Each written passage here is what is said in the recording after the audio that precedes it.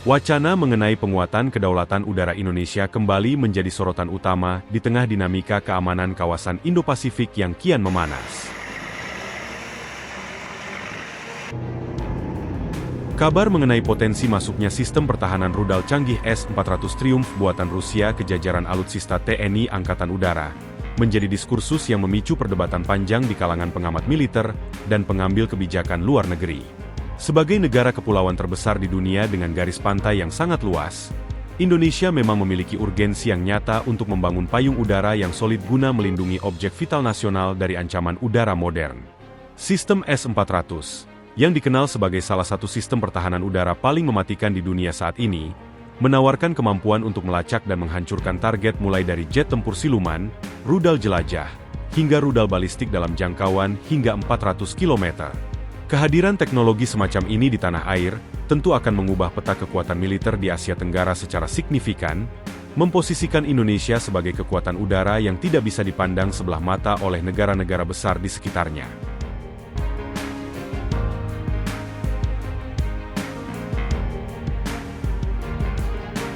Namun, di balik keunggulan teknis yang ditawarkan, langkah untuk mendatangkan S-400 bukanlah perkara mudah yang hanya melibatkan transaksi finansial semata.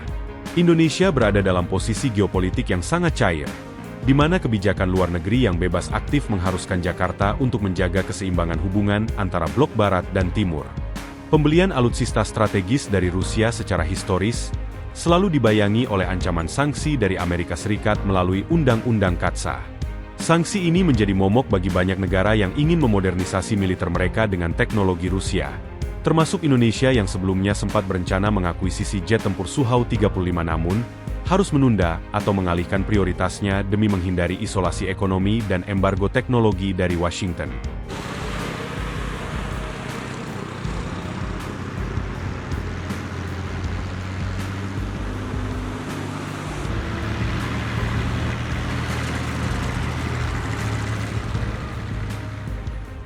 Oleh karena itu, setiap pembicaraan mengenai S-400 harus dilihat melalui lensa diplomasi yang sangat hati-hati, di mana pemerintah Indonesia perlu menghitung dengan cermat apakah manfaat pertahanan yang diperoleh sebanding dengan risiko politik yang harus dihadapi di panggung internasional. Dari sisi teknis, sistem S-400 Triumph memiliki fleksibilitas yang luar biasa, karena mampu mengintegrasikan berbagai jenis rudal dengan jangkauan berbeda-beda untuk menciptakan pertahanan berlapis. Radar canggih yang menyertainya mampu mendeteksi ratusan target secara bersamaan, memberikan kesadaran situasional yang sangat tinggi bagi Komando Pertahanan Udara Nasional.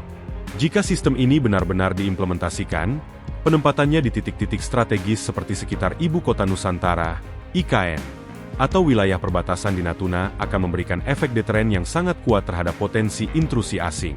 Rusia sendiri telah menyatakan kesiapannya untuk bekerja sama dalam bidang teknis dan transfer teknologi, yang selalu menjadi syarat utama bagi Indonesia dalam setiap pengadaan alutsista besar.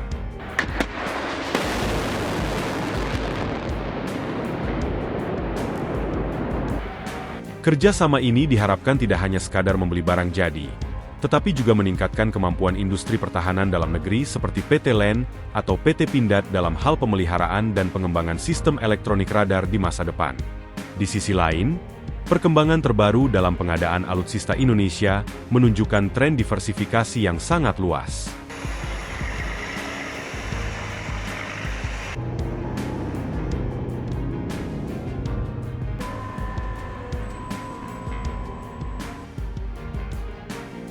Keputusan Jakarta untuk memborong jet tempur Rafale dari Prancis dan minat pada F-15X dari Amerika Serikat menunjukkan bahwa Indonesia sedang berusaha membangun kekuatan udara dengan standar NATO. Memasukkan sistem S-400 yang memiliki ekosistem teknologi Rusia ke dalam arsitektur pertahanan yang didominasi perangkat Barat akan menghadirkan tantangan integrasi sistem atau interoperabilitas yang rumit. Para teknisi TNI harus mampu menyinergikan komunikasi antara radar buatan Rusia dengan sistem manajemen tempur yang ada pada pesawat-pesawat tempur Barat, agar tidak terjadi insiden salah tembak atau friendly fire.